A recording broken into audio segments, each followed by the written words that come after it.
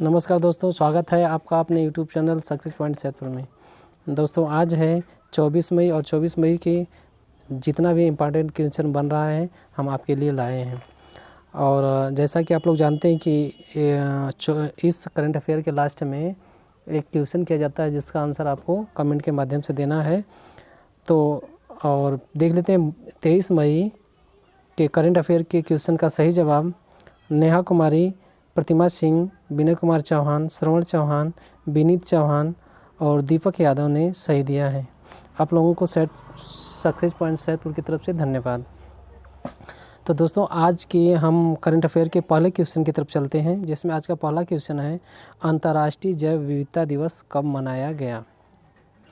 तो इस प्रश्न के 4 विकल्प हैं। पहला 20 मई, दूसरा 21 मई और तीसरा 22 मई, चौथा है 23 मई। तो आपका जो तीसरा विकल्प है 22 मई वह सही है।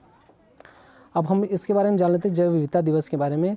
तो हर वर्ष 22 मई को जैव विविधता दिवस मनाया जाता है और इसका प्रारंभ संयुक्त राष्ट्र संघ ने किया, जिसका मुख्य उद्देश्य प्राकृतिक एवं पर्यावरण संतुलन बनाए रखने के लिए जीव जंतु तथा पेड़ पौधों को संरक्षण प्रदान करना होता है।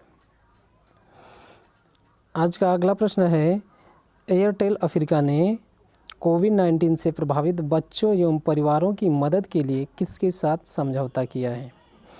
तो इसके 4 विकल्प हैं। पहला यूनिसेफ, दूसरा फेसबुक, तीसरा गूगल और चौथा व्हाट्सएप। तो इसमें आपका जो पहला विकल्प है यूनिसेफ वह सही है। तो अब हम जान लेते हैं एयरटेल अफ्रीका के बारे में। तो एयरटेल अफ्रीका दूर संचार और मोबाइल मनी सेवाओं का अग्रणी प्रदाता कंपनी है। यह अफ्रीका के 14 देशों में प्रसारित है और इसका मुख्यालय यूनाइटेड किंगडम है और इसकी स्थापना 8 जून 2010 को हुई। तो एयरटेल अफ्रीका ने यूनिसेफ के साथ मिलकर प्रभावित बच्चों एवं परिवारों की मदद के लिए समझौता किया है। आज दोस्तों अगर इस चैनल को पहली बार देख रहे हैं तो कृपया इस चैनल को सब्सक्राइब कर लें तथा वीडियो को लाइक, शेयर, कमेंट करना न भूलें। और आज का अगला प्रश्न है विश्व बैंक ने कितने विकासशील देशों को 160 अरब डॉलर देने की घोषणा की है। इसके 4 विकल्प हैं। पहला 80 देश, दूसरा 100 और तीसरा 110, चौथा है 125। तो इसमें आपका जो दूसरा विकल्प है 100 देश वह सही है। तो विश्व बैंक ने 100 विकासशील देशों को कोविड-19 जैसे महामारी का सामना करने के लिए 160 अरब डॉलर देने की घोषणा की है। आज का अगला प्रश्न है किस राज्य ने मौसमी इन्फ्लुएंजा N1H1 के लिए राज्यव्यापी टीकाकरण शुरू किया है। इसके 4 विकल्प हैं। पहला हरियाणा, दूसरा उत्तर प्रदेश, तीसरा बिहार और चौथा महाराष्ट्र। तो ये काफ़ी इंपॉर्टेंट क्वेश्चन है। तो इसका जो आंसर है हरियाणा, पहला जो है हरियाणा वह सही है। तो हम लोग इन्फ्लुएंजा के बारे में जान लेते हैं। इन्फ्लुएंजा H1N1 तो ये जो है इसका दूसरा नाम स्वाइन फ्लू है, जो सुअरों से होने वाला एक रोग है और यह मनुष्य के श्वसन तंत्र को प्रभावित करता है। और स्वाइन फ्लू 1919 ईस्वी में महामारी घोषित किया गया था, जो एक मौसमी फ्लू वायरस है। इस रोग के बचाव के लिए हरियाणा सरकार ने अभी से टीकाकरण प्रारंभ कर दिया है। आज का अगला प्रश्न है भारत में आयुष्मान कार्ड धारक की संख्या कितनी पहुंच चुकी है। इस प्रश्न के 4 विकल्प हैं। पहला 50 लाख, दूसरा 5 करोड़, तीसरा 1 करोड़ और चौथा 10 करोड़। तो इसमें आपका जो तीसरा विकल्प है 1 करोड़ वह सही है। तो आयुष्मान के बारे में जान लेते हैं। आयुष्मान भारत योजना भारत सरकार की एक स्वास्थ्य योजना है जो 1 अप्रैल 2018 को पूरे भारत में लागू किया गया था। इस योजना का मुख्य उद्देश्य आर्थिक रूप से कमज़ोर लोगों को स्वास्थ्य बीमा मुहैया कराना है। आज के अगला प्रश्न है इग्नू के ऑनलाइन EMA हिंदी का शुभारंभ किसने किया। इस प्रश्न के 4 विकल्प हैं। पहला है रमेश पोखरियाल निशंक, दूसरा है राजनाथ सिंह, तीसरा है हर्षवर्धन और चौथा है अमित शाह।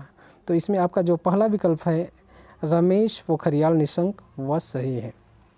तो इनके बारे में जान लेते हैं थोड़ा सा। मानव संसाधन विकास मंत्री रमेश पोखरियाल निशंक ने इंदिरा गांधी मुक्त विश्वविद्यालय में यमई हिंदी की पढ़ाई के लिए ऑनलाइन हिंदी सेवा शुरू की है।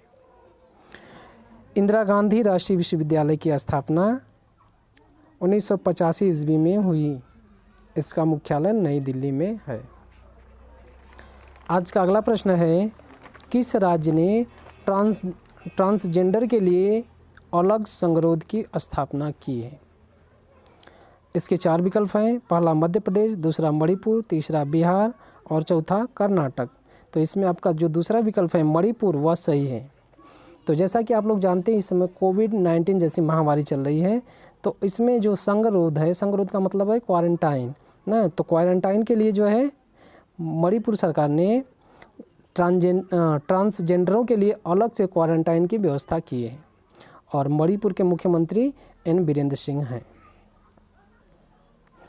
आज का अगला प्रश्न है, IOC ने गैर संचारी रोग की रोकथाम के लिए और स्वस्थ जीवन शैली के समर्थन के लिए किसके साथ समझौता किया है? इसके 4 विकल्प हैं। पहला WHO, दूसरा DRDO और तीसरा MHRD और चौथा LIC। तो इसमें आपका जो पहला विकल्प है WHO वह सही है। तो हम लोग थोड़ा सा IOC के बारे में जान लेते हैं। IOC का पूरा नाम है इंटरनेशनल ओलंपिक कमेटी, जिसे हिंदी में अंतर्राष्ट्रीय ओलंपिक समिति कहते हैं। इसका मुख्यालय स्विट्जरलैंड के लॉजेन में स्थित है और इसकी स्थापना 23 जून 1894 ईस्वी में हुई, जबकि WHO की स्थापना 1948 ईस्वी में हुई है और इसका मुख्यालय जेनेवा स्विट्जरलैंड में है। तो IOC ने WHO के साथ मिलकर गैर संचारी रोग के रोकथाम और स्वस्थ जीवन शैली के लिए समझौता किया है।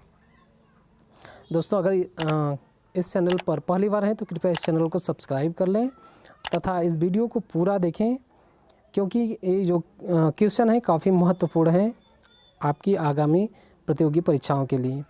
तो आज का अगला प्रश्न है, किसने लीडिंग द गेम वेबिनार श्रृंखला का शुभारंभ किया है? इसके 4 विकल्प हैं। पहला ICC, दूसरा BCCI, तीसरा ILO और चौथा है खेल मंत्रालय। तो इसमें आपका जो पहला विकल्प है ICC वह सही है।